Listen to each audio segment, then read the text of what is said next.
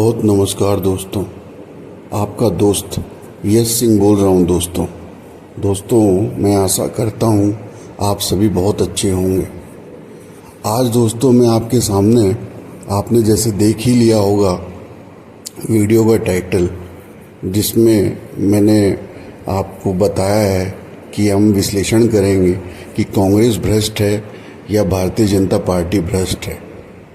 तो मैं आपके सामने आज इस तरह का खुलासा करूंगा दोस्तों, जहां कहीं भी लिखत पढ़त में किसी भी पॉलिटिकल पार्टी ने ये सब चीज़ें नहीं लिखी हुई है। ये कहीं भी आपको लिखे हुए तौर पे कहीं भी नहीं मिलेगा कि कौन सी पॉलिटिकल पार्टी किस प्रकार से पैसे कमाती है। दोस्तों आपको तो पता ही है कि पॉलिटिकल पार्टी न तो कोई बिजनेस करती है, न कोई कारखाना चलाती है, न किसी प्रोडक्ट में डील करती है, न कोई माल खरीदती है, न कोई माल बेचती है। लेकिन फिर ये जो पॉलिटिकल पार्टियां हैं भारतवर्ष में, ये कैसे जो है पैसे कमाती है दोस्तों, ठीक है। और इतने पैसे कमा के ये किस प्रकार से अपने पॉलिटिकल पार्टी को चलाती है दोस्तों। तो इस चीज़ पर जो है हम पूरा जो है विश्लेषण करेंगे और आपके सामने मैं ऐसा खुलासा करूंगा जो अभी तक भारतवर्ष में कहीं भी किसी भी चैनल पर, किसी भी मीडिया पे आपको इस तरह की इन्फॉर्मेशन नहीं मिलेगी। तो आप कृपया साथ में बने रहिए और समझिए कि मैं किस प्रकार की बातें आपको बताना चाह रहा हूँ। तो दोस्तों सबसे पहली बात तो ये है कि इस खुलासे को करने के पहले मैं आपको उस तरफ ले जाना चाहता हूँ जब आपसे आप ये सुन रहे होंगे कि कांग्रेस पार्टी ने कभी 2G घोटाला किया था। कांग्रेस पार्टी की सरकार के अंतर्गत 2G घोटाला हुआ था।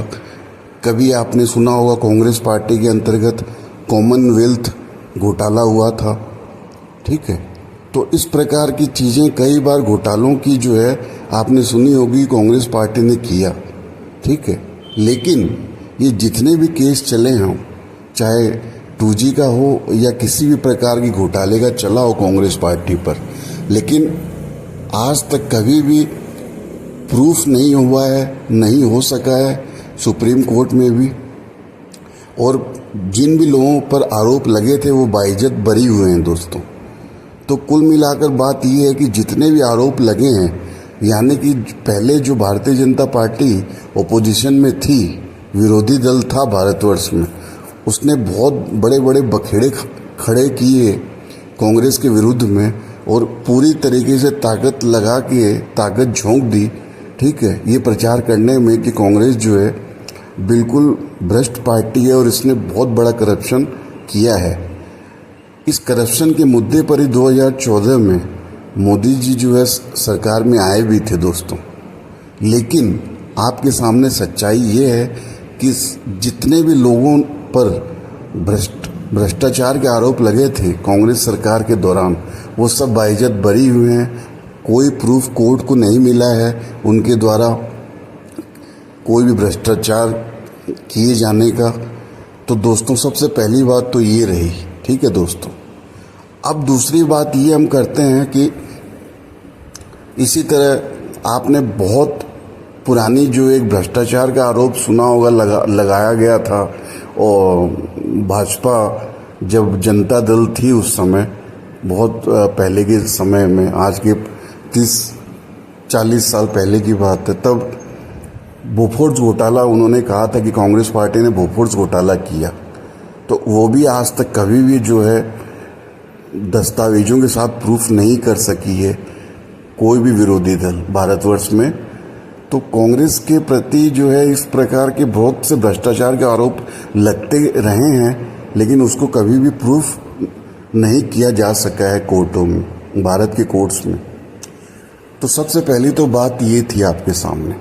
अब हम बात कर लेते हैं दोस्तों 1 by 1 कि कैसे पॉलिटिकल पार्टीज जो हैं वो पैसे कमाती है, ठीक है दोस्तों। तो सबसे पहले हम आ जाते हैं भारतीय जनता पार्टी पर। तो भारतीय जनता पार्टी आपको पता है, चलिए ऐसा करते हैं कि पहले भारतीय जनता पार्टी नहीं, पहले कांग्रेस पर आ जाते हैं। तो कांग्रेस जब भी सरकारों में रही है केंद्र में, या कांग्रेस राज्यों में सरकारों में रही है तो वो किस प्रकार से जो है पैसे कांग्रेस पार्टी कमाती रही है, यानी कि चंदे के रूप में। ठीक है दोस्तों, तो चंदे के रूप में ही कमाई करती है कोई भी पॉलिटिकल पार्टी। ठीक है, तो उस प्रकार से कैसे कांग्रेस पार्टी जो है पैसे कमाती रही है केंद्र में, चाहे इसकी सरकार हो चाहे राज्यों में। तो दोस्तों ऐसा है कांग्रेस पार्टी का, ये आपको कहीं भी लिखत पढ़त में कोई भी कहीं भी नहीं मिलेगा, लेकिन यही प्रक्रिया है जिस प्रकार से कांग्रेस पार्टी जो है चंदा कमाती है या पैसे अर्जन करती है अपने पार्टी चलाने के लिए। वो ऐसा है कि समझ लीजिए, सबसे छोटे रूप में बताता हूँ कि कहीं भी कोई रोड वगैरह बनानी है तो उसका जो है टेंडर फ्लोट करती है, उसका टेंडर निकालती है कांग्रेस पार्टी की सरकार न्यूज़पेपर में। उसके बाद में जो भी टेंडर में लोग अप्लाई करते हैं, ठीक है, जो भी कंपनियां अप्लाई करती है, ठीक है, उस टेंडर के लिए, उस कार्य के लिए, तो उसमें जो है उस गुणवत्ता का पूरा ध्यान रखते हुए जो भी पार्टी उस गुणवत्ता को काम करने में सक्षम बताती है और एकदम सही जो है कोट करती है, मतलब कि एक सही तरीके से कोटेशन प्रदान करती है, तो कांग्रेस की सरकार जो है उस राज्य में या केंद्र में जो है वह उस कंपनी को टेंडर दिया करती है। इसी प्रकार से जैसे जब केंद्र में कांग्रेस की सरकार थी तो आप देखते होंगे कि रूस से, अमेरिका से, ठीक है, बाहर के बहुत सारे विदेशों से, कंट्रीज से हमें जो है वेपन्स, ठीक है, जो अपने आर्मी के लिए, डिफेंस फोर्सेस के लिए, ठीक है, जो भी सामान मुहैया करवाना होता है भारतवर्ष में, हेलीकॉप्टर्स हो, प्लेन्स हो, हाँ, बम बारूद वगैरह जितने भी फाइटिंग एम्यूनिशंस हो, इक्विपमेंट्स हो, फाइटर जेट हो, विमान हो, तो इन सब को जो परचेज करती थी कांग्रेस पार्टी जब केंद्र में थी, तो वो जो है प्रॉपर एक टेंडर निकालती थी दोस्तों। उस टेंडर को निकालने के पहले भी बहुत सारे काम किया करती थी, जैसे कि अगर भारतवर्ष में किसी भी हेलीकॉप्टर चाहिए या फाइटर जेट चाहिए, विमान चाहिए, तो उसके किस प्रकार का विमान चाहिए भारतवर्ष में, उस प्रकार की रिक्वायरमेंट जो है वह पूरी की पूरी जो है इंफॉर्मेशन पहले लिया करती थी कांग्रेस की सरकार अपने डिफेंस फोर्सेस से, आर्मी से, आपके नेवी से और एयरफोर्स से। उस पर्टिकुलर जो है रिक्वायरमेंट को टेंडर के रूप में करके वो विश्व के बाजार में फ्लोट करती थी और फिर उस सेम टू सेम गुणवत्ता की चीज़ों को, जो भी हमारी रिक्वायरमेंट है, उस चीज़ को जो भी कंपनी, कई सारी कंपनीज जो है एप्लीकेशन करती थी विश्व में, चाहे फ्रांस की हो, चाहे अमेरिका की हो, चाहे इजराइल की हो, चाहे रूस की हो, ठीक है, तो उनका जो है प्रॉपर प्रेजेंटेशन होता था भारत में और उस प्रेजेंटेशन में वो पूरा का पूरा अपने इक्विपमेंट्स के बारे में बताया करती थी कंपनियां, और कौन सा इक्विपमेंट पसंद आया है वह डिसीजन भी करता था भारत की डिफेंस मिनिस्ट्री, ठीक है, रक्षा मंत्रालय। और रक्षा मंत्रालय जो है वो फाइनलाइज करता था कब, जब वो जो प्रोडक्ट, यानी कि जो भी चीज़, जो भी इक्विपमेंट जो सामने वाली कंपनियां बता रही हैं, उसके पूरे मानक, उसके पैरामीटर्स, उसकी हर चीज़ें जो हमारे जो रिक्वायरमेंट के हिसाब से फिट बैठती थी, तो उसी को फाइनलाइज किया जाता था। और फाइनलाइज किया जाता था किसके द्वारा? डिफेंस फोर्सेस के द्वारा, ठीक है दोस्तों। तो डिफेंस फोर्सेस जो फाइनलाइज करती थी कि भाई हाँ, इतने कंपनियों ने अपने अपने जो इक्विपमेंट्स हैं, अपने जो प्रोडक्ट्स हैं वो बताए, उसमें सबसे बेस्ट प्रोडक्ट ये है, ये हमारे पूरे मानक यानी कि पूरे पैरामीटर्स पर, क्वालिटी पे और रिक्वायरमेंट पे खरा उतरा है, तो इसे आप परचेज कर लीजिए। उसके बाद में जो है रक्षा मंत्रालय, डिफेंस मिनिस्ट्री जो है उस उस कंपनी से जो है परचेज करती थी डिफेंस इक्विपमेंट। ठीक है दोस्तों, इसी प्रकार से कोई भी किसी भी क्षेत्र को ले लीजिए, ये सिर्फ केंद्र सरकार में जो कांग्रेस की सरकार थी केंद्र में, इसी की बात नहीं कर रहा हूँ। आज भी अगर कांग्रेस की सरकारें अगर किसी भी राज्य में होती हैं तो वहाँ पे जहाँ जिस प्रकार की भी रिक्वायरमेंट है पब्लिक यूटिलिटी के लिए, ठीक है, चाहे रोड्स हो, इंफ्रास्ट्रक्चर हो, ब्रिजेस हो, ब्रिज, डैम्स, पोर्ट्स हो, जल हो, ठीक है, हर जगह या माइनिंग हो, हर जगह जो भी रिक्वायरमेंट होती है वो उस विभाग के द्वारा ही रिक्वायरमेंट पेश किया जाता है और उस चीज़ को ही टेंडर के रूप में सरकार रखती है। और जो बेस्ट जो कंपनी है जो एकदम सही दाम में उन सारे पैरामीटर्स को, उन सारे जो रिक्वायरमेंट है उसको कंप्लीट करती है, तब उसको टेंडर दिया जाता है दोस्तों। अब इसके बाद में आप पूछेंगे कि भाई ये टेंडर तो दिया जाता है, उसके बाद में फिर पैसे कैसे कमाती है कांग्रेस की राज्य में सरकारें या केंद्र में सरकार थी कांग्रेस की?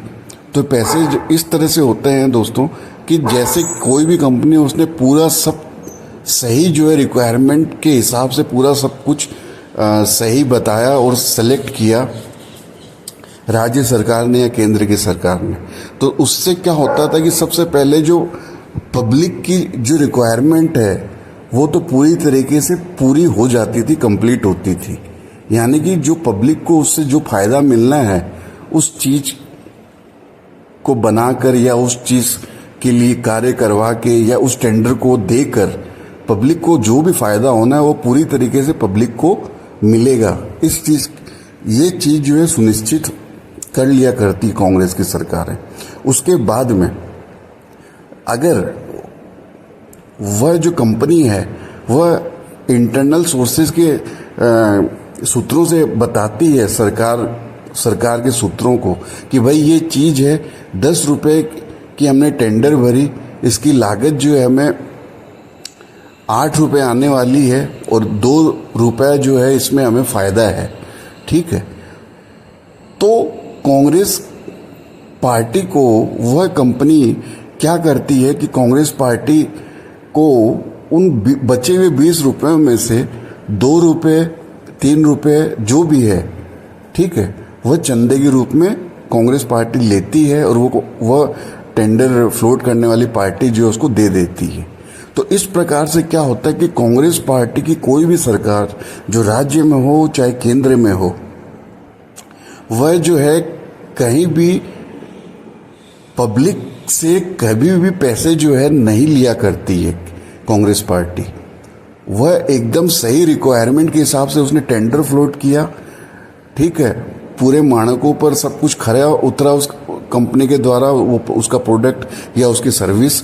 उसके बाद में जो है पब्लिक की जो है रिक्वायरमेंट है पूरी सेटिस्फाई होने के बाद में अगर उसका कुछ जो प्रॉफिट होता है मार्जिन उस कंपनी का, उसमें से जो है परसेंटेज, उस परसेंटेज में से जो है वह चंदा लिया करती है कांग्रेस पार्टी। तो इस प्रकार से अब आप इसे क्या कहेंगे वो आप खुद कमेंट कीजिए दोस्तों। तो डायरेक्टली पब्लिक से जो है कुछ भी नहीं लेती है कांग्रेस की सरकारें, न केंद्र में न राज्यों में। तो इस प्रकार से जो है कांग्रेस पार्टी को जो है चंदा वगैरह मिलता है। अब आ जाते हैं भारतीय जनता पार्टी की बात कर लेते हैं दोस्तों। अब भारतीय जनता पार्टी का ऐसा है कि 2014 से आप तो देख रहे होंगे, लेकिन ये जब मोदी की सरकार गुजरात में थी तब की भी जो है यही सिस्टम चला करते थे कि ये लोग जो है किसी भी एक चीज़ को, जैसे समझ लीजिए अगर रोड बनानी है तो रोड बनाने के लिए टेंडर फ्लोट नहीं करते हैं दोस्तों।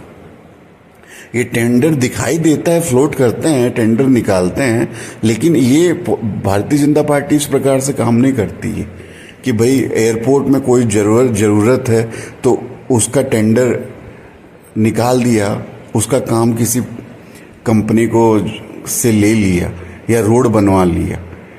ये जो क्या करती हैं कि जैसे एयरपोर्ट के लिए अगर कोई ज़रूरत है किसी कंपनी की तो ये पूरा का पूरा उस एयरपोर्ट को ही उस कंपनी को के हाथ में दे देती है। अगर रोड बनवाना हो तो उस पूरी की पूरी रोड को ही उस कंपनी को जो है उसको दे देती है कि भाई इस रोड को भी तुम बना लो और इसका टोल भी कितने भी सालों तक तुम उठाते रहो। अगर एयरपोर्ट संभालने का काम हुआ तो एयरपोर्ट का काम जो संभालने देने के लिए, ठीक है, उसको उसकी सर्विसेज जो है उसको संभालने के लिए, प्रदान करने के लिए ठेका जो है फ्लोट करने के बजाय ये पूरा एयरपोर्ट ही उठा के उस कंपनी को दे देती है, जैसे आप देखते ही होंगे। अब इसी प्रकार से अगर कोई कोल की माइनिंग करनी है तो ये कोल की माइनिंग का काम जो है कोल माइनिंग जो है वो नहीं करवाते हैं उस कंपनी से, वो कोल की माइंस यानी कोल की खदानें ही उठा के उस कंपनी को दे दिया करते हैं दोस्तों। यानी कि अगर रोड हुई तो रोड का ठेका नहीं देना, वो रोड ही उठा के दे देनी उस कंपनी को। अगर एयरपोर्ट का कुछ काम हुआ तो एयरपोर्ट का वो काम न लेना, बल्कि वो पूरा का पूरा एयरपोर्ट ही उठा के दे देना उस कंपनी को। अगर कोई खनन करना है, कोल्स हो, मिनरल्स हो, ठीक है, तो उसका खनन का कार्य न लेकर उस खनन का कार्य को ही पूरा का पूरा जो है सौंप देना उस कंपनी को, चाहे कोल माइनिंग हो, चाहे इस प्रकार का कोई भी काम हो। इसी प्रकार रेलवे में भी है कि रेलवे में अगर कोई प्रकार का कार्य है तो उसका ठेका न देकर समझ लीजिए कि उस रेल को ही उठा के उस कंपनी को दे देना, प्राइवेटाइज कर देना। इसी प्रकार एयर इंडिया का भी आपने देखा कि उसको चलाने का ठेका किसी प्राइवेट कंपनी को न देकर एयर इंडिया, इंडियन एयरलाइंस को उठाकर फिर टाटा को बेच दिया गया। कोल्स में आपने देखा हुआ ये अदानी को पूरा कोल्स का जो है ठेका दे दिया गया। इसी तरह अदानी ग्रुप को जो है उसकी जो सर्विसेज हैं वो एयरपोर्ट में लेने के बजाय वो पूरा एयरपोर्ट ही उठा के अदानी को दे दिया गया। इसी प्रकार आप रोड्स में भी देखेंगे कि रोड बनाने की सर्विसेज लेने के बजाय, रोड बनवाने के बजाय वो पूरा का पूरी रोड होती है, वो हाईवे होती है, वही उठा के एक प्राइवेट कंपनी को उसको दे दिया गया कि भाई तुम ही जो है टोल भी कलेक्ट कर लो इससे और अपने पास रखो टोल। ठीक है दोस्तों, तो ये जो है इस प्रकार का काम करती है भारतीय जनता पार्टी दोस्तों।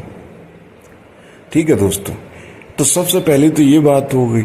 दूसरा, भारतीय जनता पार्टी में आपको एक चीज देखने को मिलेगा कि ये कभी भी अगर कोई भी डिफेंस इक्विपमेंट अगर खरीदेगी, जैसे कि आपने राफेल का मुद्दा सुना होगा, तो जब राफेल विमान खरीदने की बात थी, ठीक है, तब जितने पैसे में राफेल के करीब 50 से 60 विमान आने थे या 125 विमान आने थे, ऐसा कुछ था, तो अब विमान आए उतने ही पैसे में 30। इसी प्रकार से ये कहा जाता है कि उससे भी बढ़िया विमान जो है कई और कंपनियां दे रही थी फाइटर जेट के लिए, लेकिन फिर भी राफेल से सौदा किया गया।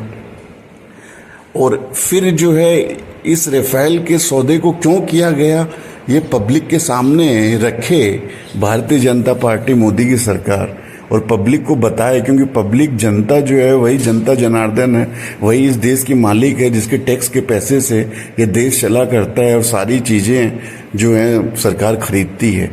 तो उसे बताने की बात जब चली सुप्रीम कोर्ट में, तो वहाँ पर भी भारतीय जनता पार्टी मुकर गई और ये कहकर मुकर गई कि भाई ये जो है बहुत ही रक्षा का इंटरनल मैटर है, रक्षा और सिक्योरिटी का मामला है, इसे जो है जाहिर नहीं किया जा सकता। तो आप दोनों ही पॉइंट्स में ऐसा देखेंगे कि भारतीय जनता पार्टी जो है सर्विस लेने के बजाय पूरे की पूरे उस चीज को उठा के ही सौंप देती है उस प्राइवेट पार्टी को। दूसरा जो है कभी भी खुलकर नहीं बताती है कि किस कारणवश जो है उसने किसी भी चीज को क्यों सेलेक्ट किया, किसी को टेंडर क्यों दिया या क्यों परचेज की। तो इस प्रकार से जो है इस प्रकार की नीति से भारतीय जनता पार्टी काम करती है दोस्तों।